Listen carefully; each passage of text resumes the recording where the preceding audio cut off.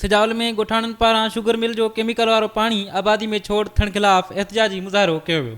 अली मोहम्मद जत, जुमो खान जत, मोहम्मद हसन जत ऐं ॿिनि जी अॻवानी में एहतजाजी मुज़ाहिरो करे नारेबाज़ी कई वई। मौक़े ते एहतजाज कंदड़नि सिंध टीवी न्यूज़ सां ॻाल्हाईंदे चयो त डिस्टिली मिल दीवान जे करे असांजो वॾो नुक़सान काफ़ी थियो आहे। सारियुनि जी तमामु हालत ख़राब आहे। सॼी ज़मीन में तक़रीबन 25 खां 30 एकड़नि इन में कारो पाणी आहे। सारियूं सड़न पयूं। मिल इंतज़ाम है कि हिकिड़ो दफ़ो न चयो आहे पर 5 चकर चयो आहे। हली मिल में चयो आहे त असांजे लाइ महिरबानी करे ही गटर पाणी जी नाली अलॻि खोली वञे। असीं गरीब मिसकिन माण्हू नथी थी थका थी हिन दांडी धके कोन ॿुधी असांजी पोइ हुन में वेठा आहियूं छड़ी आहे असीं छा कंदासीं मिलण खे। असांजी 12 महीने जी रोज़ी आहे, बचनि जी रोज़ी आहे। इन करे असां महिनतूं करे पंहिंजा फसल खणणु चाहियूं था।